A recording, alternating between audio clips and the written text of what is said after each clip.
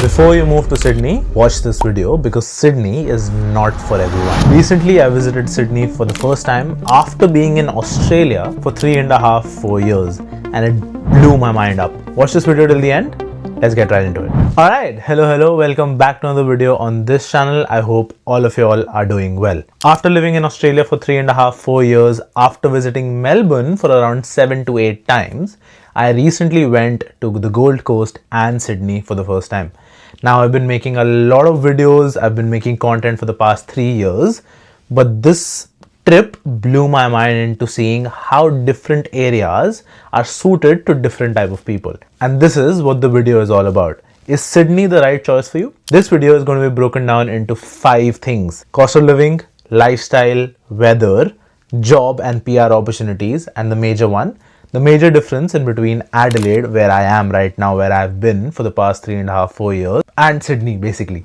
Adelaide is a regional area, Sydney is a metro city. So it'll be a good comparison to strike in between a regional area and a metro city as well. Now let's start with the cost of living. Man, Sydney is one expensive place to stay in. Not just exist, not just, study, not just vacation, but generally to exist in.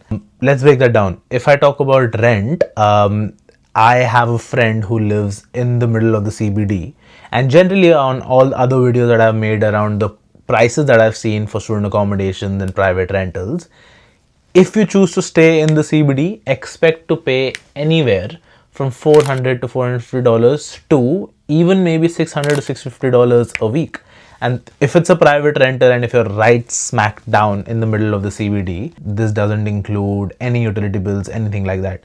Whereas if you're looking at student accommodations, you can probably get something for $400, $450, $500 a week. It might include food as well, and it will include utility bills as well. Particularly talking about Scape, there's this thing that they do which is called Scape Eats, which basically means that you get meals twice a day, but then again the rent prices will be higher up. But if I talk about generally in the city, expect to spend the range that I just mentioned. If I talk about private rentals near the CBD, again it's on the expensive side. I checked Facebook Marketplace, I checked real estate. It was anywhere from $275, $300 to $400 every week. And then if you go out into the suburbs, obviously the price does go down and it is individualistic. You'll find a lot of places for cheaper as well, but here we're just talking average. So that'll be easily around $200 to $250 to $300 a week. Now, talking about commute, because as we go away from the CBD, we start talking about commute, we start talking about public transport. Don't get me wrong, Sydney is expensive, but it is very well connected. There's trains, there's trams, there's metros, there's buses, there's everything. Particularly if I talk about Adelaide, and we'll talk about this in the major differences section as well. But in Adelaide, if I have to get from one suburb to another, I have to go to the city first and then to that suburb. Whereas in Sydney, everything is very, very, very well connected. Now, the place that we were staying in was a family friend's place. It was a really good house, around 6 bedroom. They were a family of 5, I believe, so a couple and 3 kids. But generally, if I talk about cost of living, right, for us to get to the nearest train station from their house, which was 3.5 kilometers away, costed us around $25 to $30 in an Uber for us to first get from their house to the train station. Then train station, you tap your bank card or any card and go to the city. It'll cost you around $8 to $9, particularly just for that trip. Then you're in the city, you do your thing. For you to go back, you take the same route and probably spend the same amount. I have probably spent $200 on Ubers just in one day. If I talk about, getting to the airport, which is a funny thing to me, a surprising thing, because their airport is privatized. As soon as you tap, even if you're going from the airport or you're going to the airport, as soon as you tap at the airport at any of the public transports, straight $20 is deducted. Whereas here in Adelaide, you just catch a bus from the city to the airport and it's the same. In Melbourne, it's a little expensive as well, as you have to take the Sky Bus or somebody drops you. If you take the Sky Bus, it's around $35 to $36. So, that's the major difference. Metro city, you're I think, I don't know if the Melbourne airport is privatized or not, but Melbourne, metro cities like Melbourne and Sydney, you're spending more, whereas in regional areas you're spending less. But then, it's the trade-off, right? Now, after cost of living, let's talk about the lifestyle and the general weather, because it's generally connected, right? I definitely feel that Sydney is for people who have existing connections. I talked to multiple people there, and the number of people that I talked to who recently moved as international students, as migrants, and this is, I'm talking about recently, right? Not people who've moved 5 years ago, 8 years ago, 10 years ago. People who've recently moved, they are pretty confident in Sydney. They're not when it comes to PR, we'll get to that.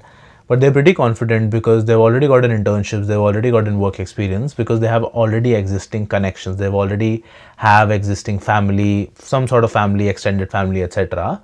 And that's why they're really confident in what they're doing.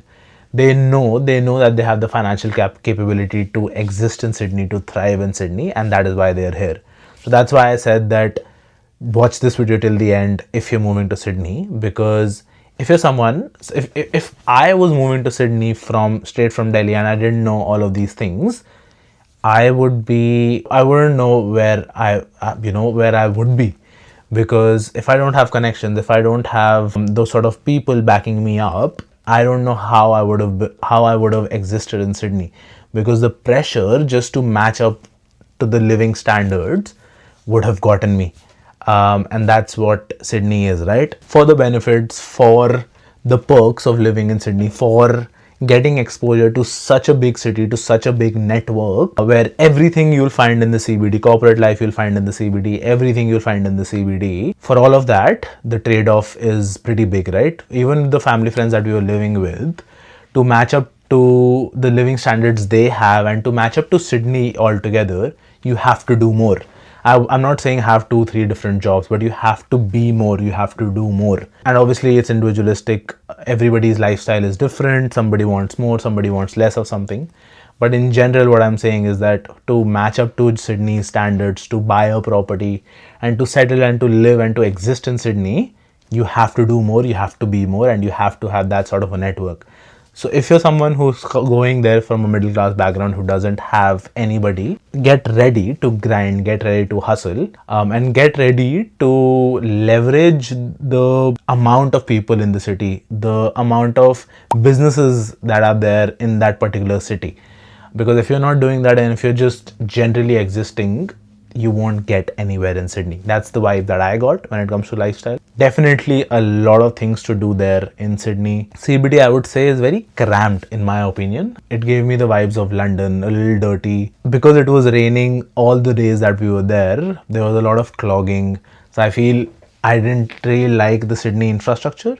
But generally speaking, it gave me Delhi vibes. It just brought me back to my childhood, being surrounded by so many people, having exposure to so many cuisines, having exposure to so many things to generally do there in Sydney. You will never get bored. There was boxing matches on, and UFC boxing matches on. You won't see that ever in Adelaide. You won't ever see that in, regional areas.